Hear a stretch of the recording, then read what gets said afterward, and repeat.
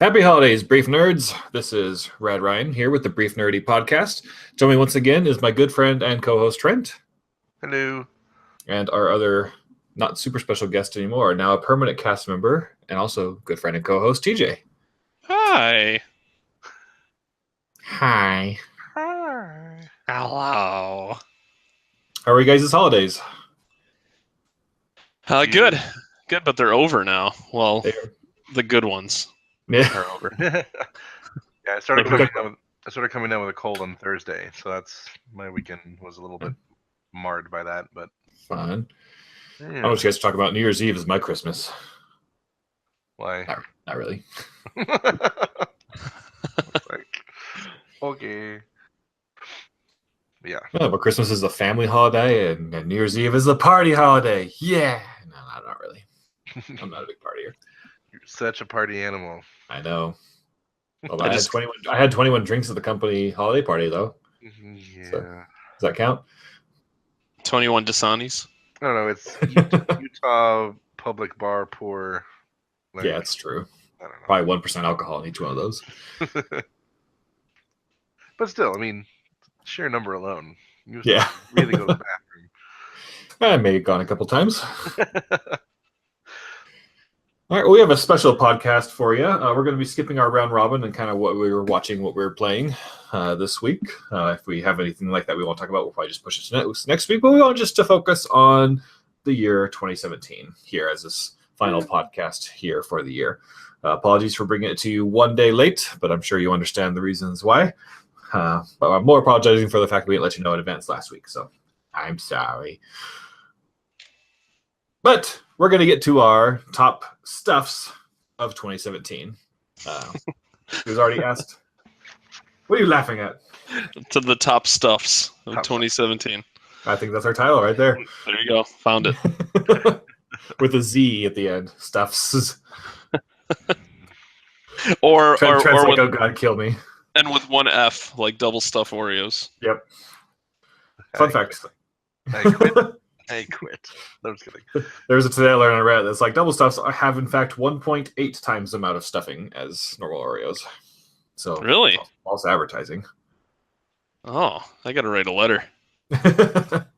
You are the Oreo fanatic of the podcast. So That is true. all right, well, we're going to start with our top 5 games of 2017. When Trent, TJ, and I were compiling our list, we all have different rules for them, but the rules can vary. For me, I'm counting anything that I played for the first time in 2017, whether or not it came out in 2017 or not. So, but I know TJ is only picking 2017 games because he only plays current year games. No, I'm just kidding.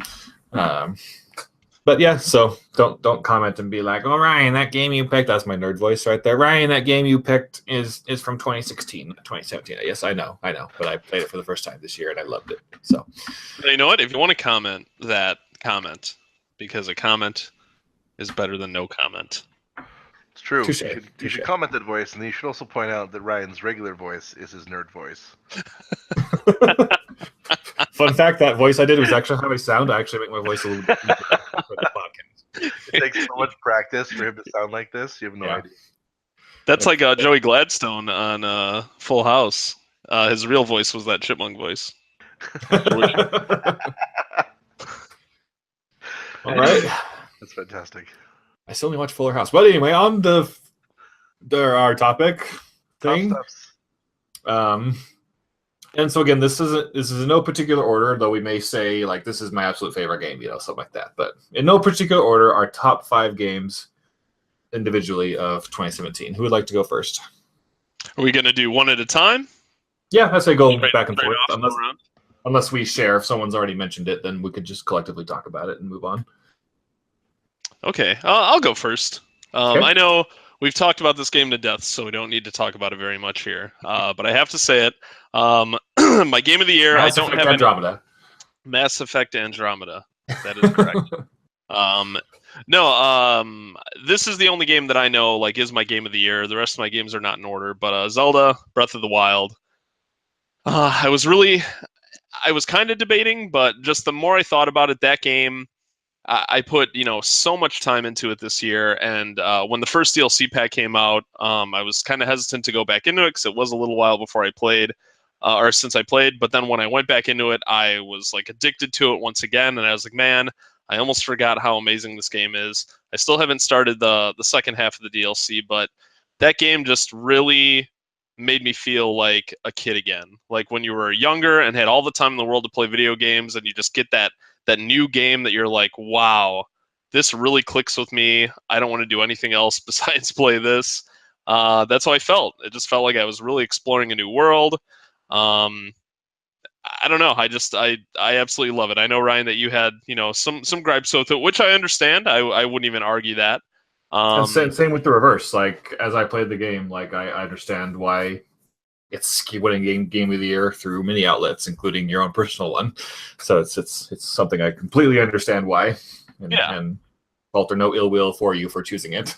Well, good. Because if I had to like change one thing about it, I would have more traditional dungeons. I'm one of those people that honestly doesn't mind the weapons breaking because it kind of forces you to switch your strategies up and really like keep searching for weapons instead of just finding that one that you're like, okay, I'm never going to use anything else again. But yeah, the dungeons though were the biggest disappointment, but the goods just completely outweigh the bad for me. Absolutely love it. Can't recommend it enough. Here. It's a good game. Nice. That was also on my list, though it was not my. You'll probably call me crazy, but it was my number 4. That's not even on my top 5. So. Ooh, dang. Okay, though I feel better. All of the hate Ryan's way.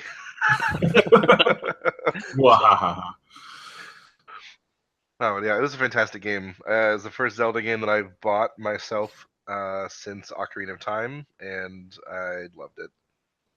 I still need to go back and finish it at some point, but me and being distracted, so that's okay. It's just one of those rare games nowadays, like those water cooler games I've heard people refer to it as, because it was so cool. Like the desert was one of the first areas that I went to, and a lot of people I knew went, to the other places. So it's like then when you meet up and you talk about, oh yeah, I saw this, but you don't want to spoil anything, so you're kind of like dodging around like what you can and can't say, and just all the little details and stuff, and people sharing like secrets and all that online.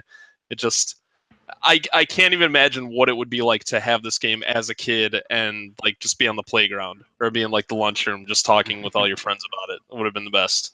Yeah, totally. That sounds amazing. All right, I could go next if that's okay, since we're just kind of on the topic of Nintendo and great games. I'll go ahead and go with my number 1, which is of course Super Mario Odyssey. Unlike Breath of the Wild, it has 0 flaws. The end. I'm just kidding. But no, there's that game just wanted to make me just puke pure joy. It's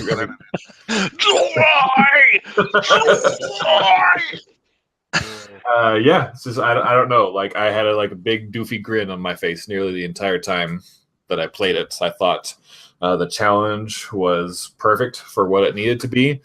I thought the rapid reward and driven system or so was perfect to just keep you hooked, just to say like, ooh, just one more moon, kind of mentality. And it's one of the very, very few games in the past several years that when I play it, I'm like, I need to 100% this as quickly as I possibly can, just because every moment I wasn't playing it, I want to be playing it.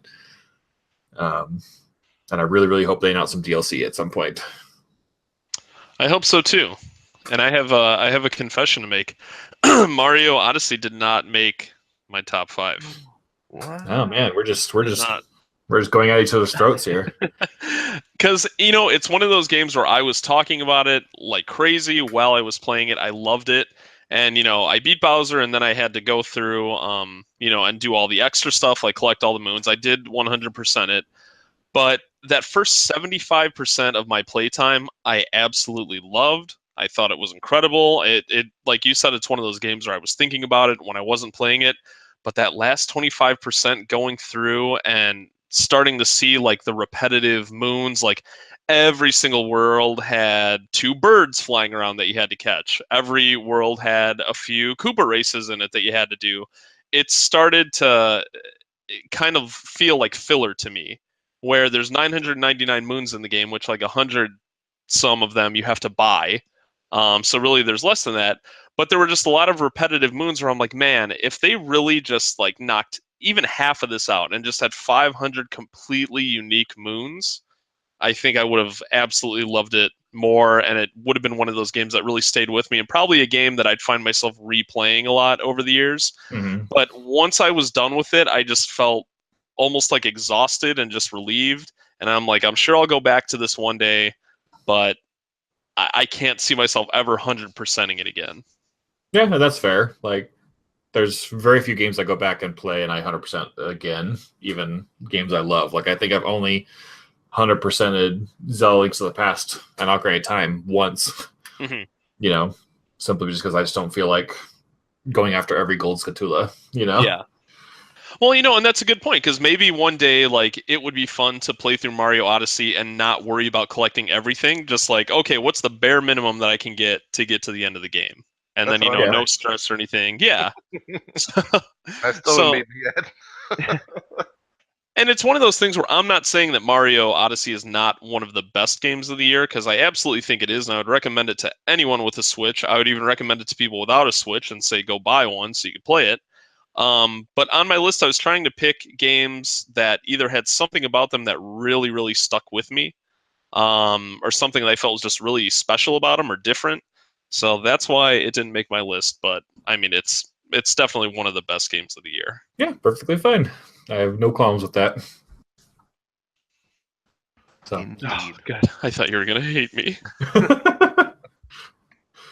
So, all right, Trent. That was actually my number 2, so 2 of mine have been covered already, so I'm happy with that.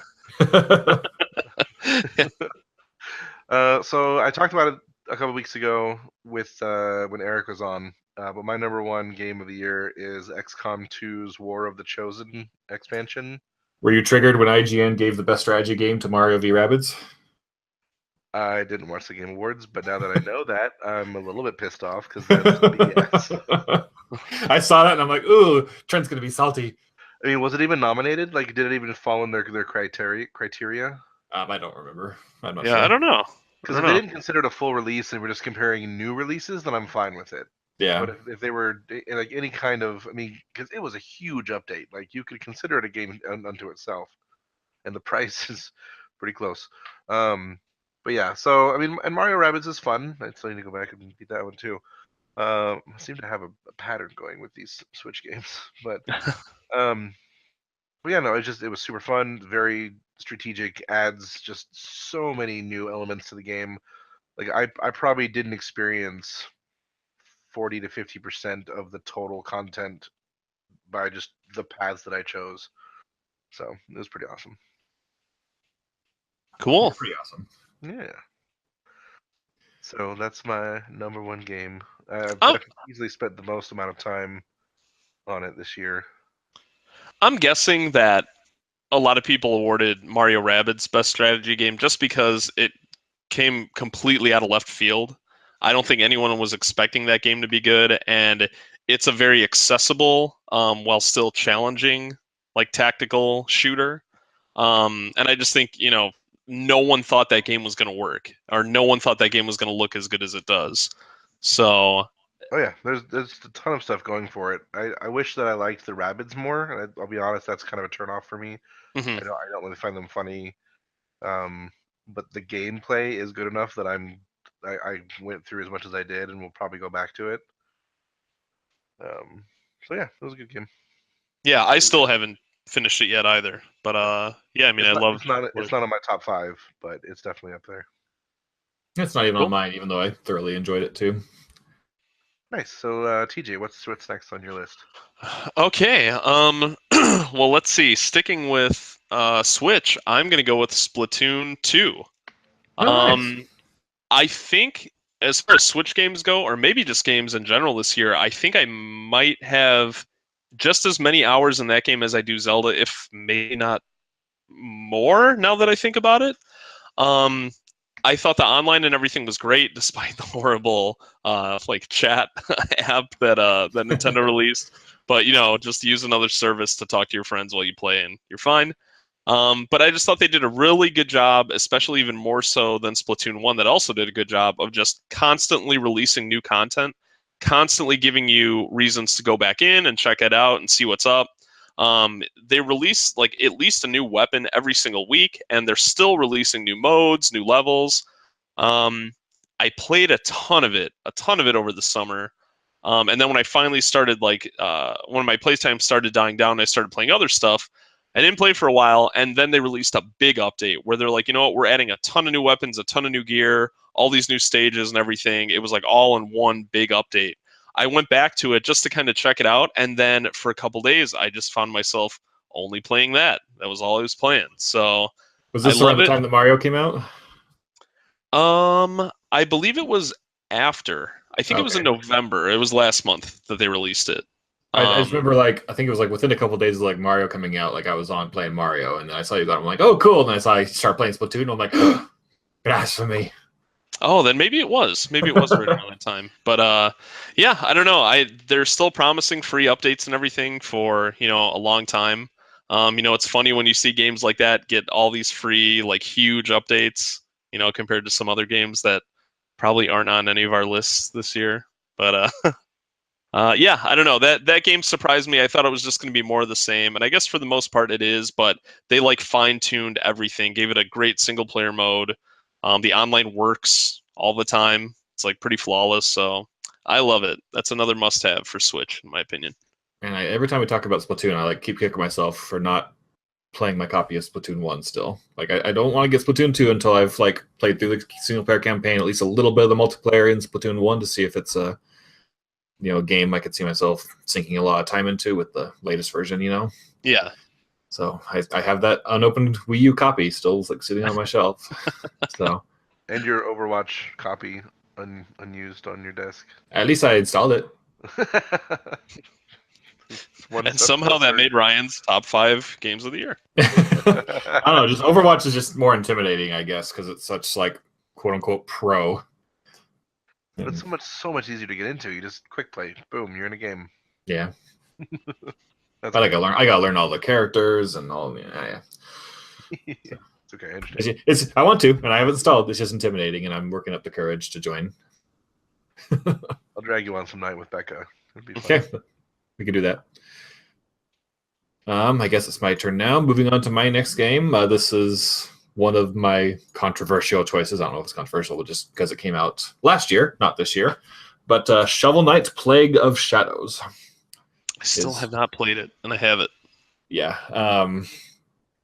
I don't know how to describe this game, basically, because, I kind of wrote it off when it came out, because I'm like, I don't really feel like playing an expansion to Shovel Knight where I play as Plague Knight, I was like, that doesn't sound interesting, at all. And I didn't quite just understand what went into it, and for any of you who may not know, when you bought Shovel Knight, you basically got 3 expansions, but I think even expansions is not giving them their credit, because they're just as big as the main Shovel Knight game themselves. So it's basically getting 4 Shovel Knight games in one. And I played both expansions this year because the Spectre of Torment came out this year, and so I was like, oh, I'll go ahead and play both of them after it came out, and then just Plague of Shadows just blew me away. With just the quality of its campaign and its storytelling and everything like that. So I couldn't believe how much I loved it, and I'm a huge Plague Knight fan right now too.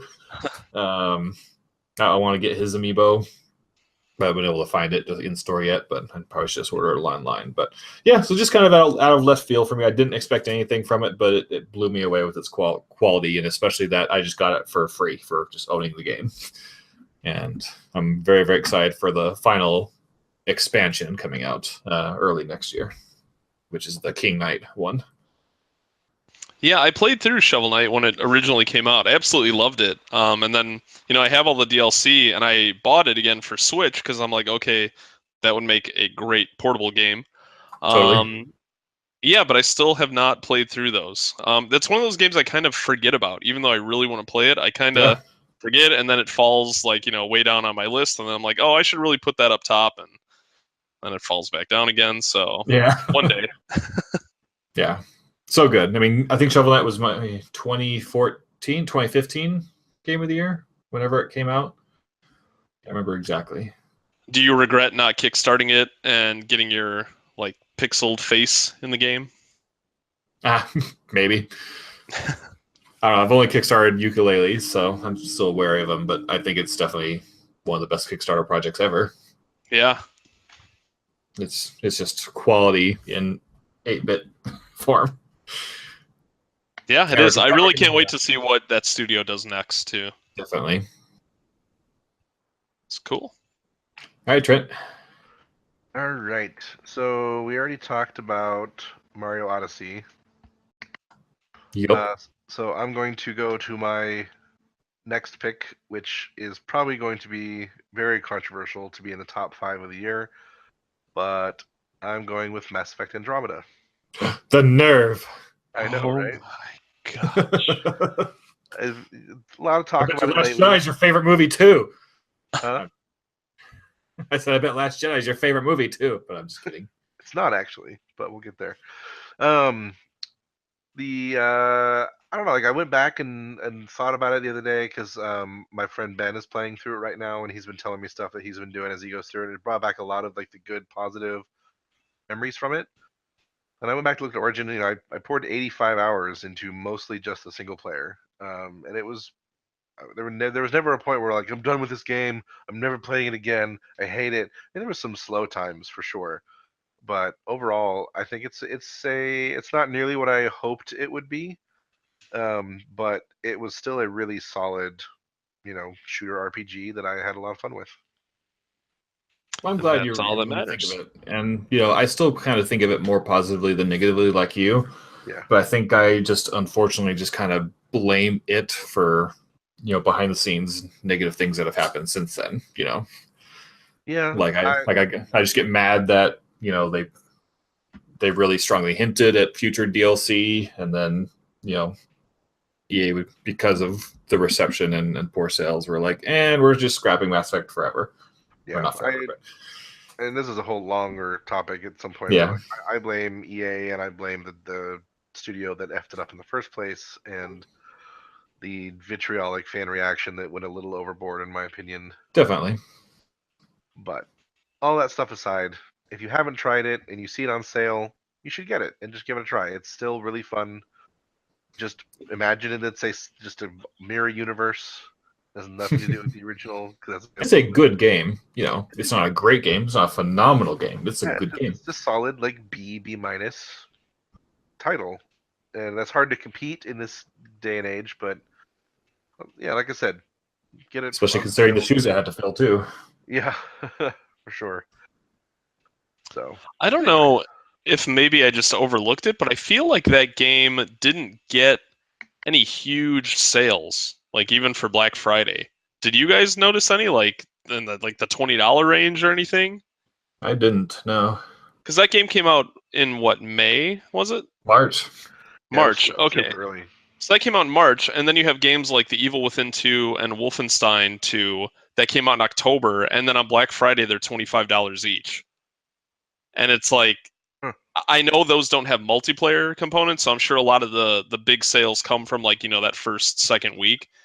But yeah, I in all the Black Friday ads and everything, even the ads or the sales like before and after, I don't remember seeing Mass Effect even advertised at all. No, it's the base game is at 20 right now. You get the deluxe for 25 if you want. Is that on Steam? That's on Origin. Oh, okay. So that's pretty much cut down already. I wouldn't imagine they're going to go too much further until the first year has passed. But yeah, let's see. What is it on Best Buy right now? You guys talk amongst yourselves while I look. I just looked there. The Best Buy had it for $15 on Black Friday. Oh wow, huh? And it's $15.99 right now. So I will go eat my shoe.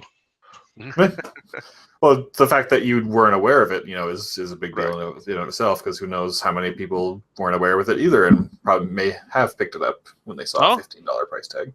Yeah, that's true. Yeah, it just seems Origin, EA have zero money to throw at, high fidelity at all. Yeah. So Yeah, good point. they're just like, F this game, F this franchise. While Ryan sheds his tears in the corner. Pretty much. So, anyway, but I remember it fondly. So, hopefully, sometime in the future, it will be the game that we, forget and then move on to something better. Yep. But until then, that's what you got. All right. Well, thanks for bringing it up. All right, TJ, what's next for you? Yeah, so my inner self is screaming at myself right now for not mentioning this second. But Cuphead. I think I could safely say, I know I said I can't rank my games, but I think I can safely say if Zelda didn't come out this year, I think Cuphead would have been my number one. So I guess that would make it my number two. Yep. I only played Cuphead. Like, I'm definitely not done with it, but I played it so much when it came out. And, it's not the longest game in the world. I mean, you guys beat it, so and, the difficulty really, kind of stretches it out a bit. But Yeah. that game, my jaw was just like on the floor the whole time playing it. And the difficulty was never overwhelming. I mean, I know we've talked about this, but it was like just the right difficulty to the point where, yeah, it was really challenging. But then when you beat a boss, you're like, oh my gosh, like I did it. Like that felt impossible, but I did it. And then you have more confidence if you ever go back to that level. And then you see like, oh, okay, I'm actually getting really good at this. And I mean, just the animation and just knowing that it wasn't that many people that worked on it, and the game still looks that good. Like years ago, a lot of games that were hand-drawn like that would almost look like Flash games, because a lot of Flash games were that style. But this is one of those rare games where I don't think it could look any better. It set out to look a certain way, and it completely nailed it. Like, there's nothing wrong with how that game looks, and that will forever stand the test of time. You could look at that game 50 years from now, and it will still look just as good as it does now. That's true. So I love it. I mean, the controls and everything, it's tight. I thought the length was great. It had even way more bosses than I ever thought. Like, even late in the game, you fight a bunch of smaller bosses as part of this one boss, and I was not expecting that. I'm like, oh my gosh, they hand drew even more characters, and they all look incredible. So it's the first game I own for Xbox One that makes me happy to own an Xbox. So nice. There you go. And you have the cute little Cuphead dudes. I do. Yes, those are some of my prized possessions, gaming possessions. Yeah, I remember when Ryan was trying to pitch me this game, and I was like, this sounds awful. Like, it's difficult, and the art style is super old, and like everything about it on paper, you try to explain it to someone, they're like, why would I play this game? Yeah. And you're like, because it's amazing. Like, sit down and shut up and play it. Like, well, and that's like the irony of it. For whenever they showed it at E3, because they announced it so long ago, and it's been playable at like every E3, it feels like. But it's one of those games where, in one way, it's great to demo it because of how beautiful it looks and how great it plays. But on the other hand, it's a horrible game to demo because of how hard it is. Right. So a lot of people would see it, go, man, that game looks great, but it's way too hard, because they only get to play it for like 5 minutes. But you really have to build that strategy and learn the gain that repetition and everything. And then I remember that game got so much crap because they're like, really? It's just going to be boss battles? This game needs stages. Like, you need to have platformer stages. And I feel like they were really pushing back on that, and then they kind of met in the middle. They're like, okay, we'll include some. And those are some of the least memorable parts of the game. I mean, they're fine, but compared to the boss fights, it's like, I would have rather had them scrap those platformer stages and put in like 3 more boss fights. So it just worked. It kind of went against all odds, and in the end, it worked. And I'm so happy that it's selling as well as it is, and people are really... It deserves it, and it was sweeping the Game Awards too. So and to piggyback off what you were saying, like, I can name 4 or 5 memorable bosses that were really like that's just stuck in my memory. I can't tell you any of the platformer levels. Yeah, well, remember that boat one? The stupid boat one. That's what I was about to say. Just because it took us so long. Yeah. I can tell you all those levels because of Yeah, you had the to fact do that I it. beat him without shooting. I still can't believe I did that. I can't believe you did that. Yeah, I'm not even bragging. I'm really not. Like I would never brag about something like that, but I'm almost telling myself maybe I should brag about it because that's like a pretty big accomplishment for that game. So Well, I'll yeah. brag for you. TJ did that, and he's He awesome did it. for it. Did the thing. No, But yeah, it's Cuphead. it's a gaming achievement to be proud of. You know, those are rare these days. You know, Yeah. something that No, you that feel that you've done that a very small percentage of anyone has ever done. yeah, that's a good point. I need to look and see at that achievement because at the time when I did it, I think it was like 0.2% of all players, or maybe it was 0.02. Yeah, So I don't know what it is now. I'm sure it's higher, but yeah, I love Cuphead. Bring on the sequel. we all do. Go play it, everyone listening. Yes. All right, next for me, I don't think either of you played this, but Prey. But pray. But Prey.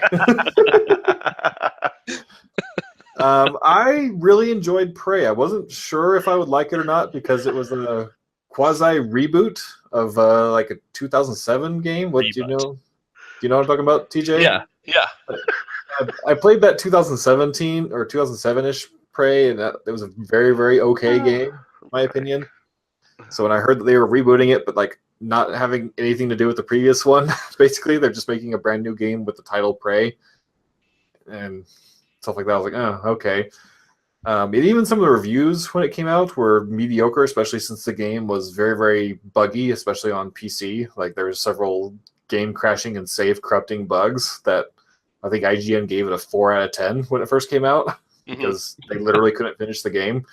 Like I guess even the developer provided a save for them after their save was like permanently corrupted, and then even that got corrupted a few hours later, something like that. So, but eventually they were able to fix it, and I didn't play it during any of that, thankfully, or else it probably wouldn't have made my top 5 list because I crucified Fable 2 for the same thing. So I played a few months after it came out, but man, it is a good game. It's probably my favorite BioShock game besides the original BioShock. It's a better BioShock game than BioShock's 2 sequels, in my opinion. It just is that type of gameplay. You're on a space station. It's a first-person quote-unquote shooter, but it's more of walking around, listening to audio recordings. You're like the only one of few people who are still alive in the space station, where there's crazy people and aliens running around, and you have a wide variety of tools and weapons. Are you sure you didn't just play Dead Space again? Yeah, right? But Prey wasn't even that scary. They kind of make it seem scary, like especially with the one type of enemy that can change in any object in a room. So if you're like Fallout, you're going through like grabbing stuff off the shelf, you grab something and then it just changes to a little like spider-shaped alien and jumps at you. It gives you a little jump scare every time. But generally the game's not overall scary. It's BioShock level scary, it's just not like horror game, but scary enough, I guess. But no, it just surprised me. Like again, just kind of like every time I wasn't playing, and I was like, oh, I kind of want to go back and play that. And it's one where I don't think I 100%ed it. If I didn't, I came really, really close because I wanted to explore every single room, read every single person's like emails on their computer, listen to all the audio logs, because I wanted to hear the story of the space station I was on. And then the final hour or two of the game, like the climax of the game, is just superb. I don't want to spoil anything, but they really just ramp up the epicness and the intensity up to 11. And it was one where it was a weekday. I just kind of started playing it at like 8 p.m. and then I kind of got to the conclusion like around midnight, and I was like, I can't stop. And I played it till like 3 a.m. or so, even on a work night, because I was like, I gotta finish this. I need to see what happens here. So it's a very, very good, and I think one of the most under talked about games of this year, I think. For sure. I was not expecting you to say that at all. Me either. I mean, I was scrolled through some lists earlier and I saw it there, but I don't know anything about it. So it's really good. If you like BioShock, you'll love it. So But Prey. But Prey.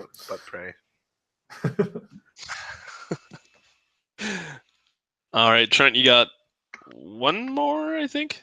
Actually, all of mine, I'm pretty sure. That one. Yeah, all of mine. Cuphead was my last one. Ah. So all 5 of mine have been discussed, so I will pass back to TJ. Okay, well, this one is probably my most controversial one, but let me state my case. Friday the 13th is the game is on my list, and I know I raved about it, and Ryan, you played it, and you're like, nope, not for me. Just you didn't have a good time. I think I would have had a good time if I had friends to play with, but I was by myself. True. Nobody was talking, and I couldn't figure out what to do or where to go. And like the one time I played as Jason, I had like no concept of what I was doing, and so I did terrible. So, yeah. Yeah. And then I wanted to do the Steam refund before the 2 hours were up, or else I probably would have given it more chances. Well, and the fact that that game was so horribly broken when it came out for like the first month, it felt like. But I had to put that on my list because that was another one of those games where, I mean, I definitely do not think it's perfect. It's far from perfect. I don't think it's for everyone. Like, I wouldn't recommend it to everyone. But that was another one of those games where it just felt so new to me. I haven't really played Battlegrounds, PlayerUnknown's Battlegrounds, but that game, you also hear how many people love it, but how broken that is. But I feel like they're both similar because there's those moments where, there's a lot of times where you're just like treading through the mud and just you're not really having fun. But then there's those certain moments that are like some of the most fun you'll have in like multiplayer gaming. Because when you start a match, a random person gets picked to play Jason. Everyone really wants to be Jason, but it's not that often that you get the chance. So there's almost like this wave of excitement that like flows through you once you actually get to play as Jason. When you start that match and you're like, oh my gosh, I'm in the cabin, like I'm Jason, finally. It's just so cool, like knowing that you're playing against all these strangers and they're all working together against you. I don't know. It felt like a really unique experience, and I was able to just kind of look past the bad. And when I played it, I just had such a great time with it. I wish I could recommend it to everyone, but even now, I think it still has issues. It's definitely come a long way, but it's still hard to recommend. But if you have any interest in it, I think it's definitely worth giving a shot because you might be surprised how much you like it. I definitely want to give it another shot on just the pretense that I have people to play with, and the price is a little lower. So it's not a game I've completely written off, and I'm really glad that you really enjoyed it. I wish I would have gotten it on PS4 so I could have played with you. Yeah. Well, maybe one day if it's really cheap, we'll give it another shot. Yeah. But yeah, I thank those developers for even sticking with it because they do have a really big fan base. I think most of their fan base is pretty awful because they've been so mean to those developers, just awful on social media. I feel like they almost got it worse than like EA did for Star Wars. Really? I mean, well, it was pretty bad. It was pretty bad. Wow. And it was just like they were relentless about it, just nonstop. Whenever they would announce like a new update was coming out, they would say, "This isn't the single player. Where's the single player? You promised that, and why are you doing this instead of that? Like, don't waste your time on this. Do that." Just nonstop. But then it still had a huge community of people playing it all the time. So yeah, but I don't know. I haven't played it in a while, but I am looking forward to going back into it because they've added a ton of new characters, even new maps and everything. So.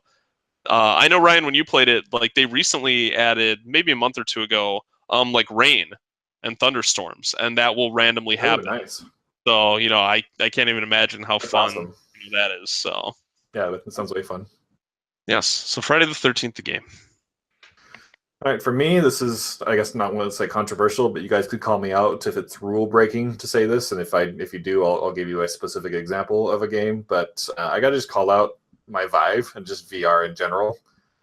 I had no idea how much I would just purely enjoy many VR experiences that I have played this year, and pretty much every single game I've gotten has made me giggle or enjoy it in some form or fashion. There's just some kind of magic about playing something simple or stupid in VR. A game that on a normal monitor would be a crap game, but just the fact that you're there in VR, you're grabbing stuff with your hands and doing stuff like that. Just you have to play with your hands. That's such a baby's toy. Baby's toy. Elijah Wood. Everyone jokes about the Steam sales like sucking your wallet, but this holiday Steam sale, like I got like 20 emails like, oh, this Steam wishlist item is on sale. Like I bought maybe like 8 VR games last week. Yeah, so, there you go. So I love VR. I'm so sad that I poo-pooed on it for so long, but also happy that I could experience all these great new experiences and even more yet to come. So, do you guys consider that cheating? Should I pick a specific VR game or? No, I think it's okay. I mean, it's not a game, and I don't count it as a game, and I don't think that should go on your list. But yeah, it's okay. No, that's fine. I think your list is. If I were just to pick 2 quick VR games that stood out the most, one is the Doom VFR. It's the first VR game I was like pre-ordered and had day one and just enjoyed the hell out of it. And what does the F stand for again? I'm just kidding. And then a shout out to Accounting. It's just made by the same people who make the Rick and Morty TV show, and it's just seriously a super dumb little like 20-30 minute experience that you could download for free.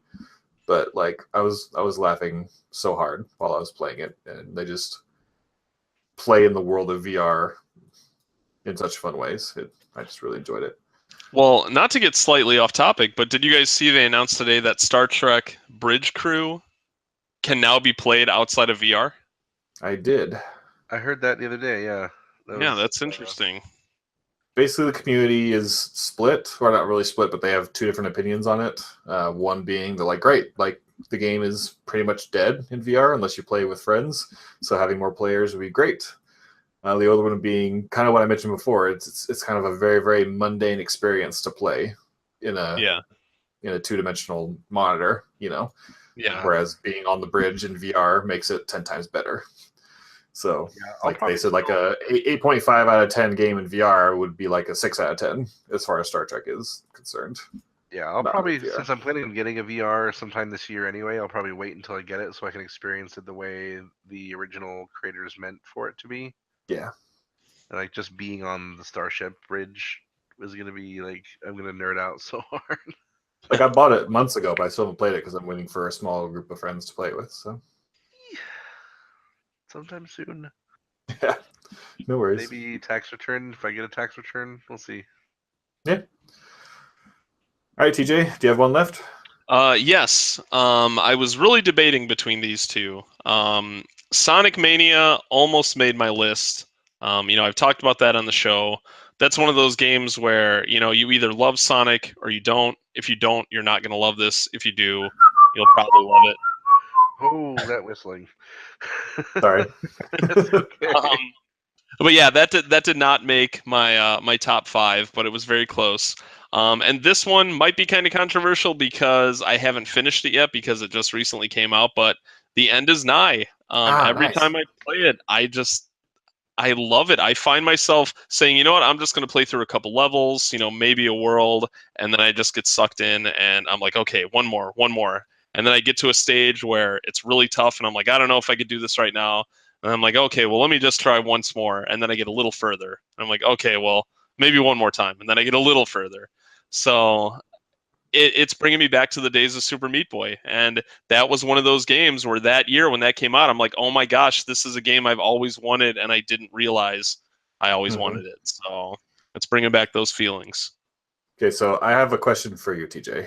Yes. I have 4. I'm also bought in Steam sales and stuff like that. I have 4 indie games that I have on my computer right now, and I need to know what order to play them in.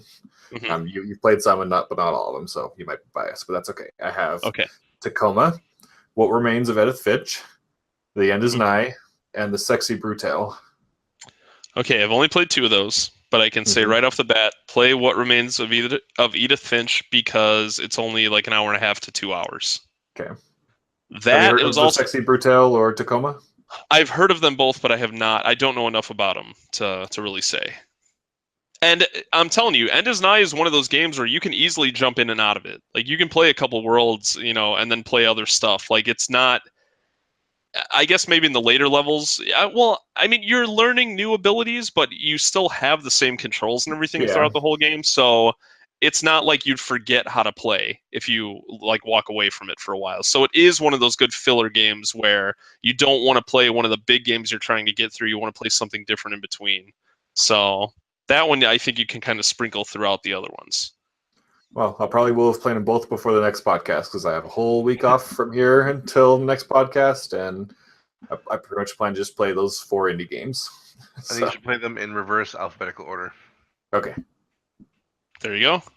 But yeah, What Remains of Edith Finch? Anyone listening, play it. It's $20 if you can get it for like 15 or less. I mean, I think it's on worth the sale for 20. 15 or 10 now. Yeah, I mean, it's worth the 20 because the quality is so good. But it is very short. But man, there are some moments in that game that will stick with you probably forever. So Nice. It's a good one. I've heard a lot of good things about all 4 of these games. I'm very excited for all 4 of them. Yeah. What I talked about a few weeks ago was just award season. Like, I hadn't even heard of any 4 of these games before just a few weeks ago. So Yeah. I'm excited. All right. My final one, we don't have to spend a whole lot of time talking about it because we talked about it a lot before, but just Metroid Samus Returns. Nice. I enjoyed it a lot more than I thought I would. I know it has a lot of weaknesses, but Metroid 2 was my very first Metroid game. And so to kind of see it reimagined, in just a good Super Metroid-esque plus formula. Yeah. I just thought it was done really, really well. And, there hasn't been a good Metroid game in a very, very, very long time. So probably since Zero Mission, I think. What year did that come out? Geez, maybe like 2001. Yeah. So No, Fusion was 2001, so it was probably 2002, 2003. Oh, okay. But yeah, so I mean that long since a good Metroid game, and I've been able to scratch that itch with other Metroidvania games since then, like Ori or Shadow Complex. But to get back to the game series that started the Metroidvania genre, and they still got it, so to speak. Yeah. So I was very happy with it. Yeah, I was happy with that game too. I didn't even think about like putting it on my list though. I enjoyed playing it. I had fun with it, but it's not one of those games I ever see myself probably playing again. I 100%ed it, but like then Metroid Fusion or Metroid Zero Mission, I think of that, and it's like I still play that every once in a while. That game just really just resonated with me, so I kind of compare it to that. Maybe that's a bit unfair, but they're both remakes of the 2 original Metroid games, and I prefer Zero Mission over this one. That's cool too. It also made me realize, the 3DS isn't dead. The moment I got my Switch, I'm like, the 3DS is dead, but it's not dead. And Metroid came out on it. And, I would have rather had Metroid on the Switch, but But yeah, it's a good game. Yeah. All right, well, that about does it for our top 5 games each for 2017. So be sure to message or comment what your top 5 were, or to tell us that we're stupid for our picks. You're stupid. So let's go ahead and get on to movies. Trent, do you want to kick us off with movies first? Sure. So my number 1 and number 2 are very close, neck and neck. I'm basing it on just kind of the reaction that I had in the theater my first time there, and the feelings that I just the enjoyment and or the thought-provoking, kind of nature of them. I'll be honest, I did not see a whole lot of deep or thought-provoking movies this year, apparently, based on my top 5 list. Don't worry, you're not alone in that, because I'm looking at my list and going, "Oh Ditto. gosh, a real." I don't think any of these are going to win Best Picture. One of them maybe, but doubtful. But I settled on my number 1 pick is Thor Ragnarok. Oh, nice. And it's just why is one that? of the ones that I just had so much fun watching. I went with zero expectations because of the previous Thor movies, and it just it delivered on everything that Thor finally could deliver on. And it was super funny. It was serious. I loved the villain. I thought she was incredible. I loved the kind of pseudo villain in what's Jurassic Park guy's character. I forget his name. It's my birthday.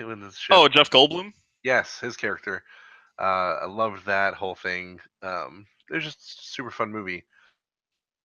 So Cool. That is one of those movies, because I wasn't crazy about it. I think I may have hyped myself up too much for it.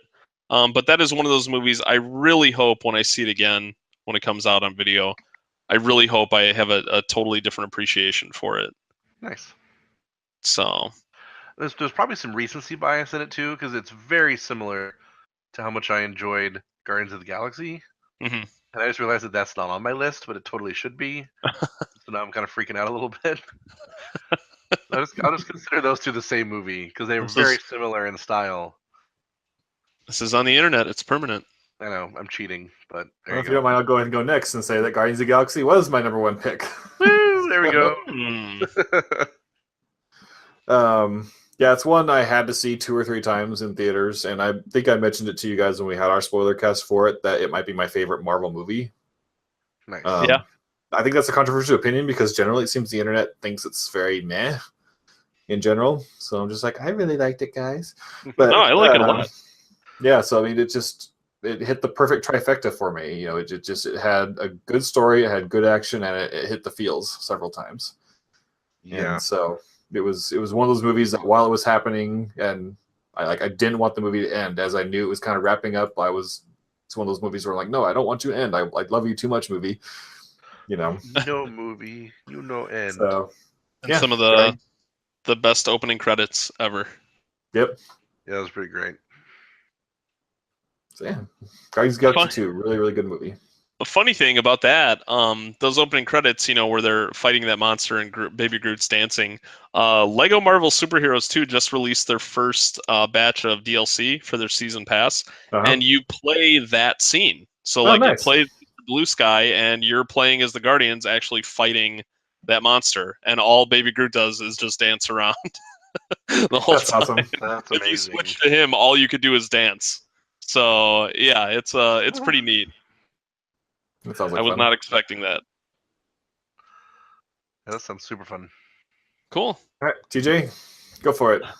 Yeah, so I've talked about it before.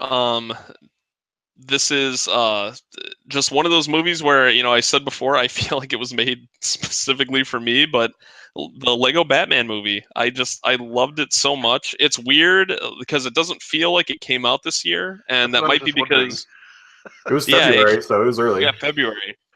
Yeah, it came out in February, and I think the fact that Lego Ninjago came out in September, kind of makes it feel like they should have been spaced apart more. But yeah, I love it. It's been playing a lot on TV now, so I find myself turning it on when it's on, and I still laugh at it.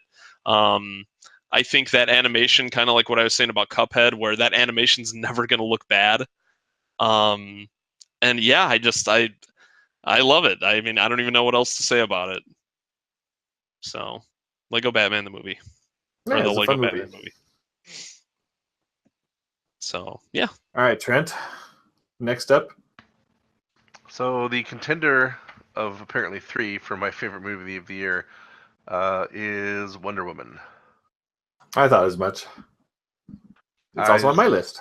I went into it with That's another movie I don't like. It feels like it didn't come out this year, but it did. This was so long ago. It's probably because she was just in another big thing movie. Yeah. Good point. But yeah, I went into it with such high expectations and hopes, and please let this be good, both for DC EU movie future and for female superhero movie futures. And it delivered. I loved it. I loved the beginning all the way through the end. All the silliness. I thought Gal Gadot just did an incredible job. It's just the way that she reacts to everything is perfect. And yeah, just great. Loved it. Yeah, man. I agree. It was great. Yeah, I think you're right. I think because she was in Justice League, that kind of threw me off. But yeah, I mean, because that came out in what, June, I think. Yeah, so not that long ago. But time is a weird thing. All right. Well, for me, my next pick, I'm going to go with Coco. I still mean to keep. I gotta go see that movie. Yeah, I need to see it too. I mean, I can't recommend it enough. I was floored by its quality. it's one where I saw like the first trailer and I was like, nah, just kind of by that first trailer. I don't think I saw another trailer after that because I don't really watch a lot of kids stuff where I get advertised to. But just kind of after it came out, just the internet like just kind of exploded with how good this movie was, and so I pretty much about a week after it came out, I was like, okay, let's go, Maggie. And even Maggie was like, I don't want to see that. I'm like, no, just come with me, please. I don't want to be alone, a dude alone going to see a kids movie. So she's like, okay. So she came and then she loved it. Like she loved it so much. She's like, I really want to go see that again, and stuff like that. So, Oh, well, good. One, the Pixar just hasn't been quite its old self lately. I thought Inside Out was pretty good, but before that, I thought they hadn't made a good movie in many, many years. But this might be one of their best movies they've ever done. So it's a good one. Nice. Yeah, I'm kind of surprised I haven't seen it with Movie Pass and all. Yeah, I don't know. Yeah, I got to see it. Indeed. Cool. You're up, TJ. Okay, so let's see. Which one should I say next? Since we I know already top 5 are. since we already talked about some superhero movies, I guess I'll say my favorite one this year was Spider-Man: Homecoming. Nice.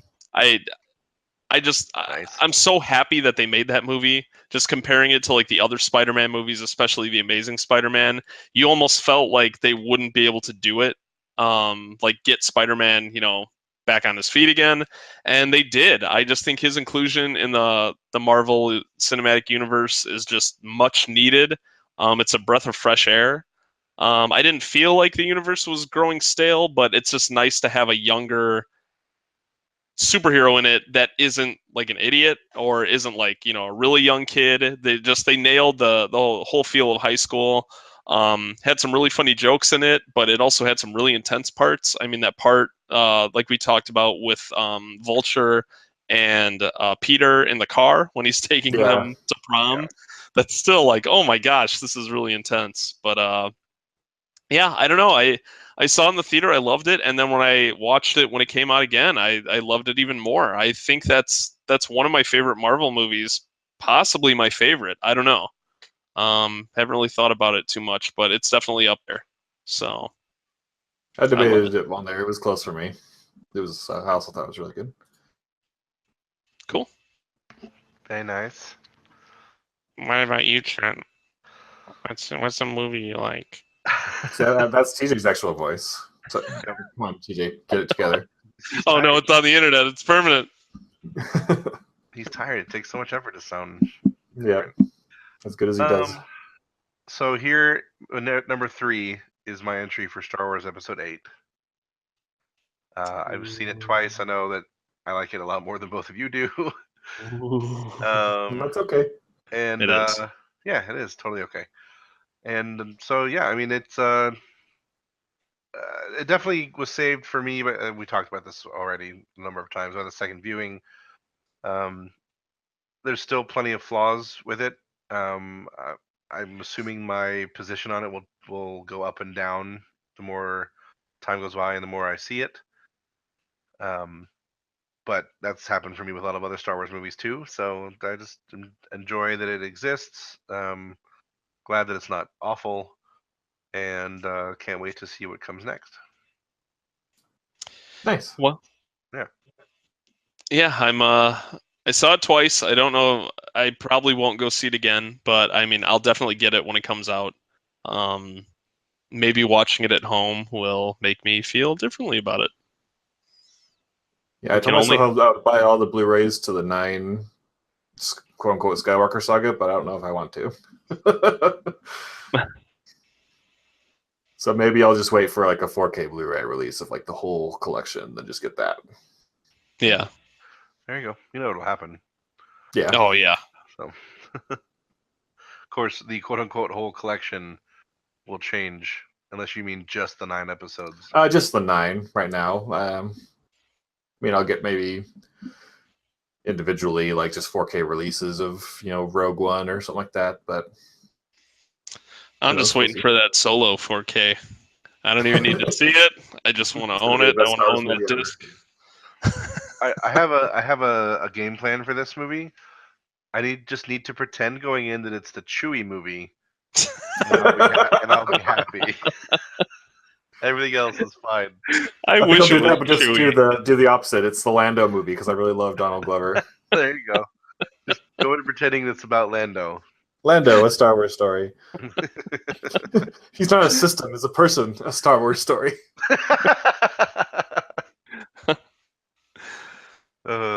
Still haven't seen anything on that movie. That's really weird. I saw Yeah, I'm a sure poster. once Last Jedi, once Last Jedi kind of winds down, they'll start heavily marketing it. Like walking out of the one in Utah, there was a poster on the wall that said Solo 2018. Yeah. Do you really think it's coming out in May? Yeah, I think it's too at this late point to it's too delay late this to point. play. Yeah. It's too Unless big it's of a just, like, slot. Unless it would just be catastrophically bad at this point. Have they announced the big December movie for next year yet? Mary Poppins, I think, is in December, which is why Disney didn't want to move Solo to December. Oh, well, that's weird. So they're going to keep it in the same month as the Avengers, which is probably going to be the biggest movie of all time.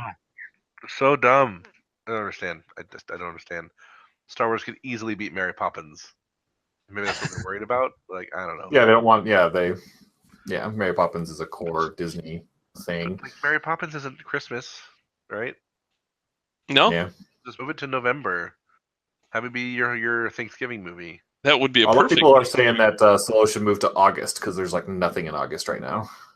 Nothing of note, anyways. They should move. Well, I don't care about the Solo movie so much, but if they don't put Episode 9 in December, I'm going to be very sad. Yeah, because that's what I want. I think that's the plan right now, though, isn't it? Because we were talking about how we got to wait like a year and a half from Solo to Episode 9. Did they already delay Episode 9? I think they did. I'll look it up while someone else is talking later. But nice. So the other things, according to MovieInsider.com, the other big movies coming out in 2018 of December is Spider-Man Into the Spider-Verse, which is an animated movie. Yep. Who knows if I don't know how I feel about that. And Episode 9 has a December 20th, 2019 release date. Excellent. Mortal Engines, Aquaman, and Mary Poppins are the big ones right now. So. I think they had originally even, I think Avatar 2 originally had a December 2018, so Disney didn't want to compete with Avatar, but then it got delayed. Yeah, just move Mary Poppins to Thanksgiving. And now Disney owns Avatar, so or they will anyway. True. Yeah, we need to talk about that soon. Yeah. Cool. Who is next? I think me. Yeah, let's see. Which one shall I do? I am gonna go with Dunkirk. Now, Dunkirk, I've only seen once, and I remember liking it. I wasn't like floored. I wasn't like all like hyped up when I got out of the theater. It wasn't even a movie I really talked about too much at first, but now I notice as time goes on, whenever someone asks about it, rules. I am. Yeah, but now I notice when as time goes on, and when people ask about it, like, oh, did anyone see it or did you see it? I'm like, oh yeah, I did, and then I get like kind of like this little spark of excitement, and I start telling them like, I've never really seen a movie like that. It's almost like a documentary without a narrator, because it's a movie, but they did such a good job really making it feel like you're there and really understanding, what these soldiers had to go through. There's not a ton of dialogue in it, but it never really feels that way. Like I was never really bored with it. And I know it recently came out, so I'm really excited to watch it again. But yeah, I don't know. That movie it really stuck with me. It took a little while to get there, but yeah, I'm really looking forward to seeing it again. Yeah, I'm glad you like it. Trent and I weren't super thrilled with it. We kind of walked out and we're like, that was okay, I guess. Mm-hmm. Yeah. I didn't hate it. I didn't hate it either. I would have done some things differently, for sure. Yeah, well, I'm glad you liked it, though. I'm sorry that you guys don't really like it. You should be. All right, I guess I'm next. TJ, I'm sure this is in your top 5 as well, but I'm going to go with It. That was my number one. Spoiler. You didn't start number 1? No, I didn't. I was going to try and save it for the end. But I ruined it for you. Ruined. But no, I was just floored by its quality. Just the child actors were phenomenal. The storytelling was great. Pennywise was terrifying in his own way. And as someone who had seen the original TV movie when I was a lot younger, I still pretty much went into this movie not remembering any of the story. So being able to, kind of be surprised as the story happened, I thought was an extra bonus for me. And I overall love the movie. I can't wait for its sequel, and I hope if they do half as good in the sequel as they did in this one, it'll still be a fantastic movie. Nice. yeah. Yeah, like I said, my number one. I saw it a few times at the show. It just came out on digital recently, and I paid full price for it. I was planning on waiting for the Blu-ray to come out because they originally announced it was going to be an extended edition with like 15 more minutes of footage and stuff like that. But then they canceled that last minute, and they're like, no, we're not doing that, but some deleted scenes will be on there. So Weird. I got the digital copy. I watched the 15 minutes of deleted scenes, and they don't really add very much to the movie at all. You could see why they were pulled. And I'm like, that's really all they had. There was none with Pennywise. And then shortly after they released it on digital, they're like, oh yeah, later in the year we're going to release the extended version, and we purposely held back some of the deleted scenes just for that. So yeah, but that's okay. I mean, because that probably won't be out until like September or October. And I'm probably gonna watch the movie multiple times, so I don't mind owning it, and paying for it now. But yeah, I don't know that movie. I mean, everything you said, Ryan, is true. Trent, you really got to watch it. Those kids make it, and I was just talking to my wife the other day about it. I really wonder if they're going to put the kids in the second one more than they were originally going to, because I feel like if the kids aren't in it that much, I'm sure the movie can still potentially be good, but it is going to lose something compared to the first one because the kids are so good. I agree completely. So, I really hope that they do that, because they said they're going to have flashbacks and stuff like that with the kids. They have to film before they start aging too rapidly, which they already are. But yeah, I really hope that's their plan, and they put them in there more than they originally were planning on. So yeah, I love it. If you haven't seen it, see it. Nice. The end. And that's it. Lies. All right, Trent, I believe you're next. I am. So this is also one that will feel like it came out forever ago, but it was earlier this year, and that is Logan. Logan was close on my list. That did come out this year. It was also February. February. No, it was March. It came out the day that the Switch came out. Nice. Did it? Nice. Yeah, because I remember seeing it at the 8:00 show on Thursday night, and then just knowing oh my gosh, Switch is at midnight. That's right. That's awesome. But yeah, so it. I did not expect to like it. I went into it. You probably remember with a healthy, maybe not hate is the right word, but just fatigue for Wolverine. I felt like it was definitely time for his story to be done, and the movie delivered in spades. Yeah.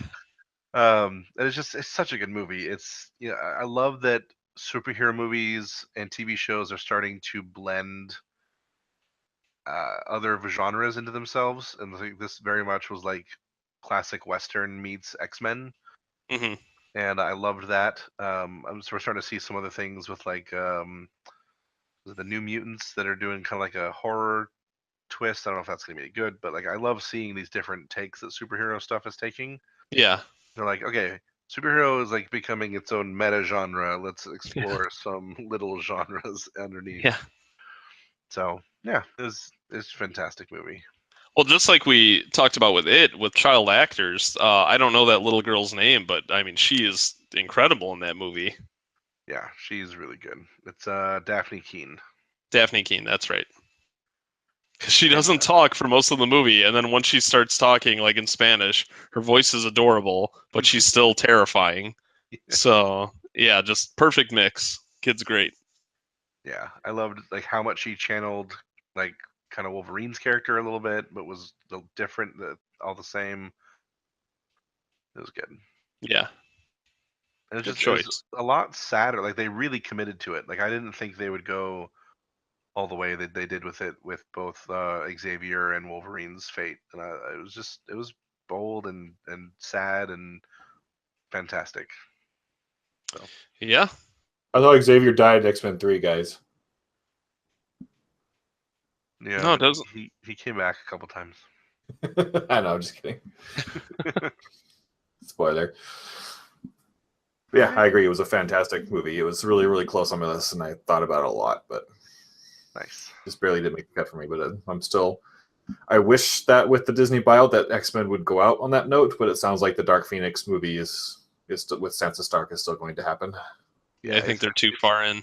Yeah, it'd be a waste of money at this point. So we'll see So what hopefully happens. it's good. So they go out on a high note. Yeah, just get it over with and just please reboot it. Yeah, either way, rip the Bandit off and bring him into the Avengers already. Yeah. I can't wait for that. Anyways, go ahead. TJ, I believe you're next. Yeah, I got one more. This one, I guess technically it shouldn't count because I'm pretty sure it came out December last year, but it was one of those movies that was a limited release, so it was slowly making its way to theaters, so I didn't get to see it until January. But it is A Monster Calls. And I don't remember if I talked about that movie on the podcast or not. But it is a very unique movie about this little boy who lives with his mother, and she's diagnosed with terminal cancer. And it's his way of coping with it and dealing with it, where this giant tree monster, voiced by Liam Neeson, comes and visits him every night and tells him these stories. And you're watching it, and for most of the movie, you're like, what is going on? Like, this doesn't make any sense. And then at the end, it all wraps up, and you're like, holy cow, that was pretty powerful. So it's one. I'm not afraid to admit that, like, I get very emotional with movies, and just with death in general. And that movie, it was weird. I experienced a movie like that where at the end of the movie, I saw it with my wife. We kind of just looked at each other and we weren't really sad and we didn't really cry during the movie. But then after the movie, we went to go get food and we're in the drive-thru. And once we started talking about the movie, we both just started crying, like really bad. Oh, man. And we were pulling up to the drive-thru and I'm like, they're going to think that something's wrong with us. They're going to be hurting you or something. This is so awkward. So we had to take our food with all these tears in our eyes. And I mean, like really crying. Because the more we talked about it, really like pieced the movie apart. We're like, oh my gosh, we've never seen anything like it. So highly, highly recommend it. A Monster Calls. Definitely see it. Yeah, I don't recall you talking about it before. So that's crazy. I've never heard of it before that I can remember, but it's definitely on my list. I wonder if maybe that was because I don't remember when I started doing the show with you guys. So maybe that was before. Maybe that's why we never talked about it. maybe. Could be. Yeah, but definitely see it though. Let us know in the comments what TJ's first episode was, since we're too lazy to go back and look. Ryan, do you have one more? I do have one more. And I debated putting this on here. Sure. Like, You? Is it Trent's turn? I do. I audibled because Spider-Man was my fifth. Oh, okay. So I decided to trade in for a bit even better one, I think. Oh, go do tell. And so I actually the Monster Calls actually made me realize Hidden Figures is a movie that came out on Christmas Day of 2016. Oh, okay. So I actually didn't see it until January, late January. I I think. thought you were going to say I actually didn't see it. But it's on my list. I didn't see it. That's on my top 5. But no, have either of you seen it? Yeah. Yep. No. Ryan? Oh, you have to see it. It's really good. You should get it. Yeah, it's good. Very good soundtrack too. Yes. So it's the only like non-fantasy like sci-fi fantasy movie on my list.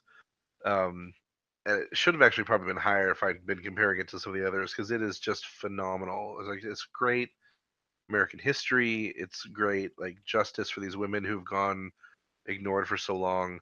The acting is incredible. The story is well written. Just its pacing is good. Like everything about it is really, really good. So if you like, you know, kind of meaningful drama, like historical drama, it's good stuff. Yeah, I'll have to check it out. Yeah, it is good. So yeah, there you go. Oh, and Jen Erso is in A Monster Calls, apparently. Yes, she's the mother. Nice. So yes, very big, important part. Does she tell us that rebellions are built on hope? She does. Does she give him that's good. a That's good. kyber crystal? She does. Good on you, Jen. All right, my last one. I debated putting this on here, but I think it's a movie that surprised me, while still being a really, really good movie. Like I didn't expect it to be what it was, but I'll say it was The Disaster Artist. I went in just kind of expecting a James Franco, Seth Rogen comedy, I guess. Mm-hmm. Like, I guess I don't know if I was mistaken in that assumption going in, but I kind of just expect to be like a really, really funny, that kind of movie, just talking about the making of The Room, because I wasn't super familiar with the book.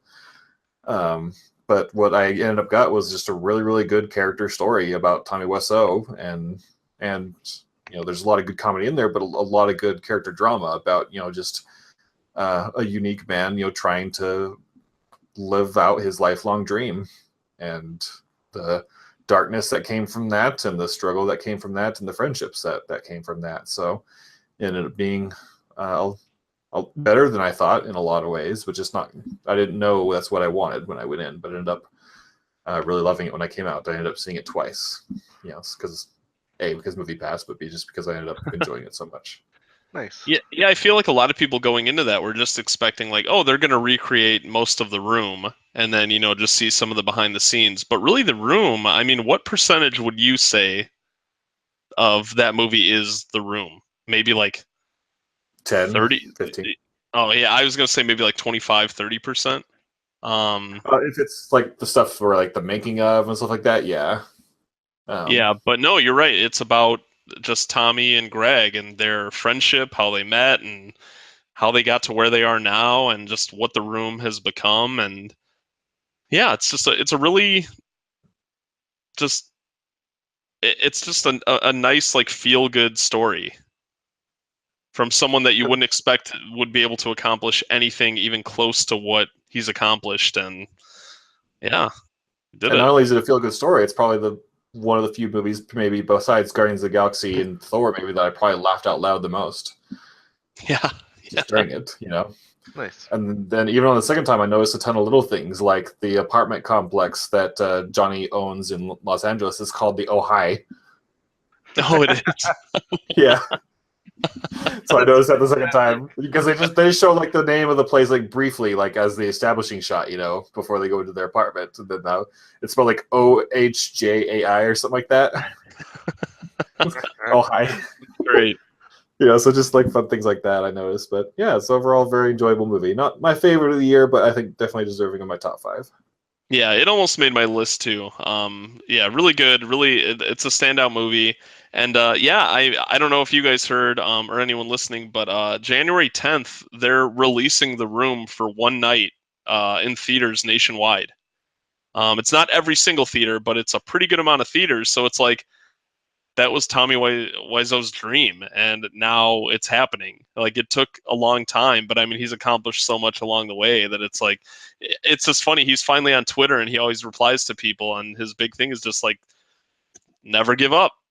I didn't, and look where I am now. So yeah, if you haven't seen it, you need to see it. The Room.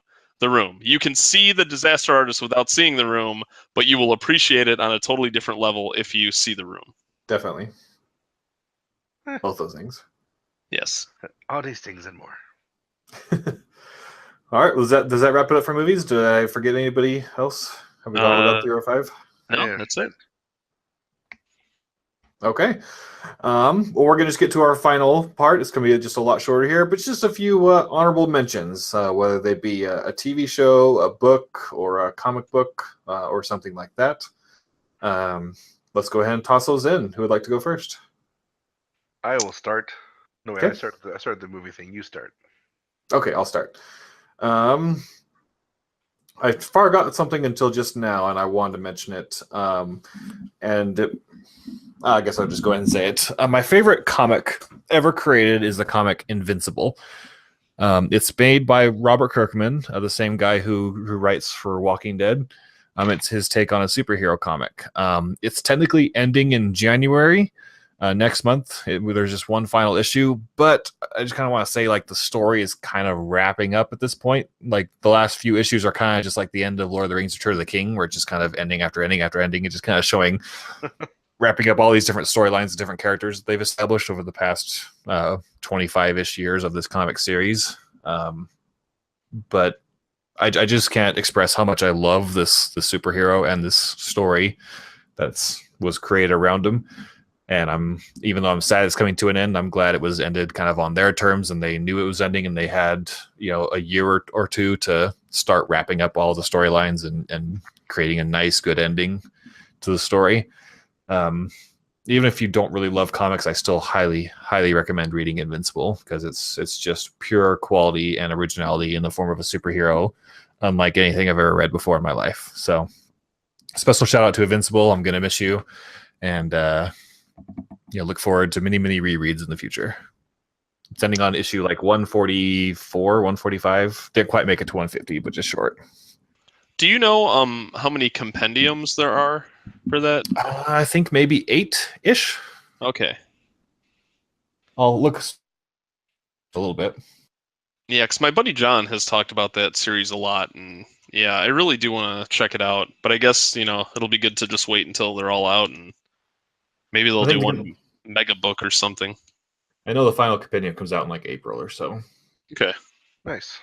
After the final issue in January. But Are there have they ever talked about making that into a series or anything?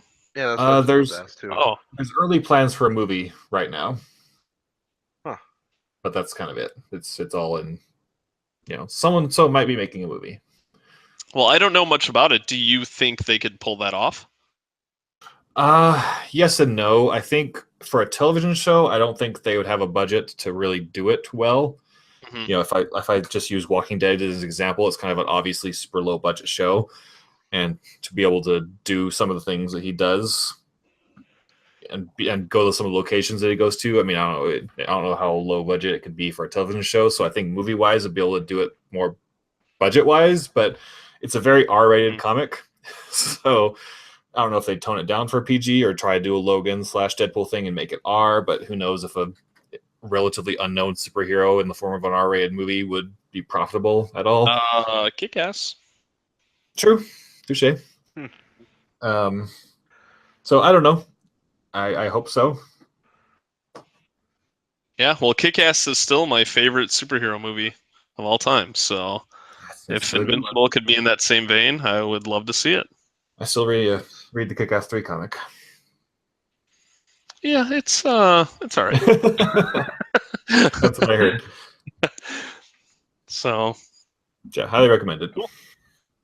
Cool. What do you got, Trent? So I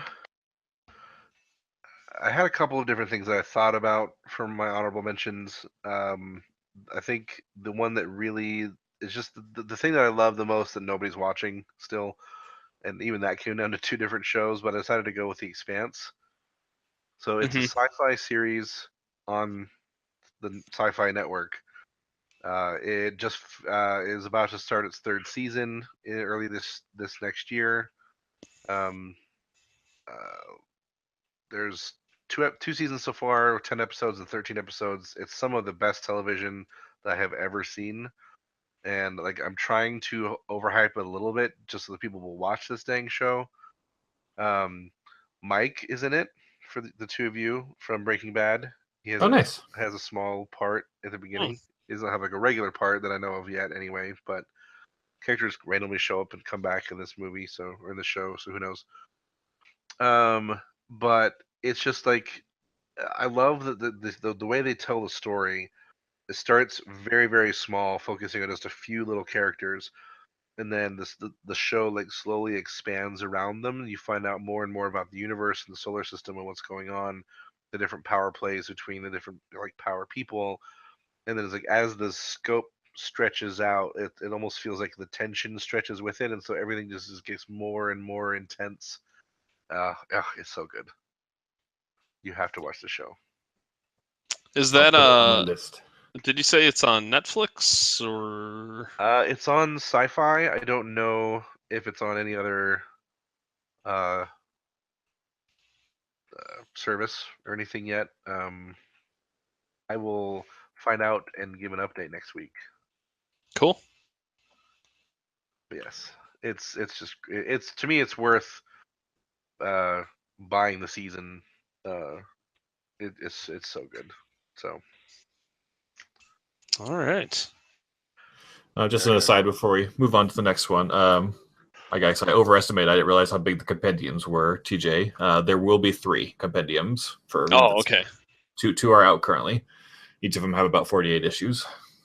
Okay, cool. Because that's how I read a lot of The Walking Dead. Just waiting for the compendiums. Mhm. So, cool. And the third one should come out this summer. Season 1 is on Amazon Prime for The Expanse. Oh, okay. So there you go. How many seasons are there total right now? There's 20. So there's 10 the first season and 13 the second season. That's not bad. And I actually found apparently Netflix did buy the rights to it at some point. So let me see if it's on there while you guys keep talking about other stuff. All right. Do your next special mention? Other honorable mention. Yeah, I'm going to say 2 things that I've talked about many times on the show, but I feel like I can't end the year without saying a little bit more about them. The Nintendo Switch in general. Wii U just was such a failure, even though I loved it so much. And just Nintendo really turned it around, and they released something that really felt new and got people excited that, maybe haven't been excited about Nintendo consoles in a long time. It really does feel like something different. It's so funny how so many people say, "Oh my gosh, I love this game, but I wish it was on Switch," just because of the portability. And I was just talking to someone about this the other day, but it's funny just knowing how this is the first, like, this is Switch 1.0, and they did such a great job with it. Like, yeah, there's room for improvement in different areas, but if they did this good of a job right out of the gate, like, they can only make it better. And for a system to not even be out a full year and have the library that it has of exclusives, just like, I mean, and some of the games on there, like Zelda and Mario, I mean, even if you just got those, like, those would last you so long and you would get so much use out of it that, those alone warrant a purchase. And that's not even counting, a lot of the other big releases, but also a lot of the indie games. And just indie games get this breath of fresh air that a lot of people may have overlooked because now it's portable, and that's one advantage that the PlayStation Vita had, but it was only portable. So people really held on to their Vitas for as long as they could, and they would always say, "Oh, I want this game on Vita. I want to play it on the go." And now you could do both, play it at home or on the go. And I just major props to Nintendo. I feel like they really listened to what fans wanted, and I hope they can continue this trend going into next year. So we'll see if they could do it again. Sweet. Nice. Yeah. And the other thing I was going to mention too, don't need to say much about it, but Movie Pass. Like, I tell everyone, if you like going to the movies at all, like, just get Movie Pass. It's so good. It's so nice going to the theater and just swiping that card and just seeing, whatever you want to see. I mean, it's awesome. Like, I paid for my IMAX tickets for Star Wars, just because that was a huge release. But going a second time, it's like, all right, great. I'm not paying for it, so it's well worth it. And it works like a charm. I've never had any issues with it. I can't recommend it enough. If you don't have it, get it. As of right now, after paying for the whole year subscription back in November, I'm only down negative $22. So if I spend $22 worth of, or if I use MoviePass for $22 worth of tickets before November 2018, I will have broken profit, even stuff. Well, you're cutting it close. I know, right?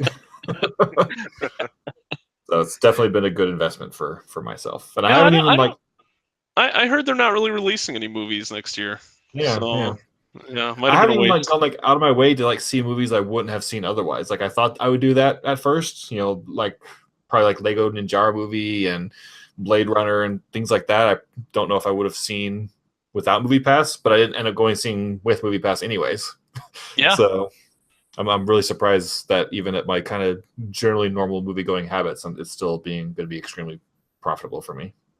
Yeah, and it's another one of those things too, because MoviePass will send out surveys every once in a while, just asking how you like it, what you would change, things like that. And one of the questions they ask is, when you went to the movies and used your MoviePass, did you go to the concession stand? If so, how much did you spend? And then they ask you, how much would you have spent if you didn't have MoviePass? And a lot of the times, I would say I probably wouldn't have bought any. Because just going to the theater and knowing okay, this ticket was basically free, okay, yeah, I got, some extra money. It's I know a lot of the stuff's overpriced, but it's nice going to see a movie and going, you know what, I will get a large drink to enjoy during the movie and not, have to worry about paying, an arm and a leg for it. So I'm just a scavenger and steal Trent's extra large popcorn tubs so I could bring them back and get a free refill next time. So if anyone listens to this and you do end up getting MoviePass, I think that service, those surveys are very, very important. I feel like they really will listen to you because they do ask, would you pay more monthly if we included 3D and IMAX movies? If so, how much more would you pay? Definitely fill out those surveys because I really think they're going to take that data, and try to improve the service using it. So yeah, I've gotten one so far. They didn't really go into that much detail. I did say I want a family plan sort of thing because TJ, I know you and your wife both have it, but I work literally less a block away from a movie theater, and so during my lunch break or just during a break, I'll just walk over and buy my tickets with MoviePass for that night. But I can't do that with my girlfriend having MoviePass on her own phone. Yeah, that's right. And so I either have to buy them as I'm right then going to see the movie, which with only my theaters in the area having reserved seating, that means I usually don't get as good a seat as I normally like, or get the tickets earlier in the day and then just pay normal money for it. My girlfriend's one. So I guess let me ask, so that question, if it included IMAX and 3D, how much more would you pay? $1 a month. Yeah. I don't care enough for IMAX 3D. Well, the 3D I couldn't care less about, but with our theater, I think I mentioned it before, only the IMAX theater has assigned seating, and I really like that. So I would definitely pay. I said I'd pay an extra $5 a month. I'd pay $15 a month if it included IMAX, just strictly for that. Oh wow! So, and you may know since you read the terms, but when I went to go see it, it was an IMAX showing, IMAX 3D showing. And I used the MoviePass, but I just had to pay the extra $2 or whatever. They ran it and this only has $12 on the card. I'm okay, we'll just run the $12, and then I paid the rest of it on my credit card. Do you know if that's part of MoviePass's terms and conditions where you can't do that? Definitely cannot do that. Okay. Yeah, because they say you are not supposed to buy IMAX or 3D. I don't even think the app will let you. So I'm wondering if maybe you bought. I wondered. That's what I said, because they weren't faded out on that time.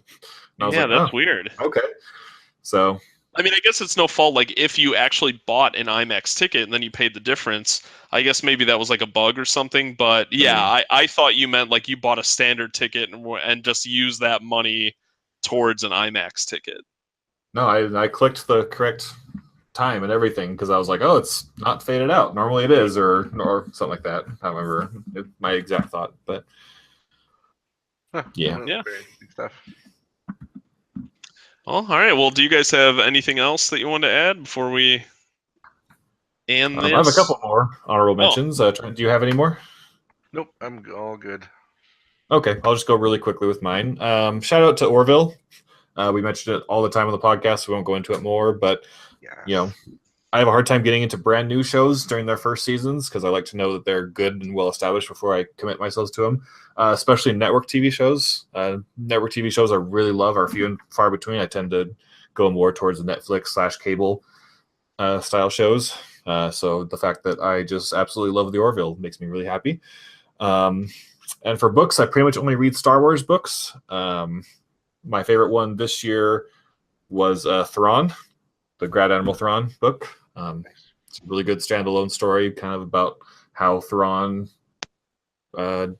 rises through the ranks of the Empire. So I thought that was a really good book. So Nice. Cool. But yeah, that's about it for me. So thank you everybody for listening to all of our best of stuffs, top stuffs of 2017. Yes. Only the best stuffs here. Yeah, do you want to go ahead and take us out, Trent? Absolutely. Thanks again, everybody, for joining us for another episode of the Brief Nerdity Podcast, our last one for 2017. So, Happy New Year's, because by the time we talk to you next time, it'll probably be New Year's Day or the day after. And like always, reach out to us on social media. Leave us some comments, questions, topics you want us to talk about on our Facebook page, Twitter, briefnerdity@gmail.com or briefnerdity.com, and let us know what you think. We'll see you next week. Bye-bye. Take care. Happy New Happy Year. New Year.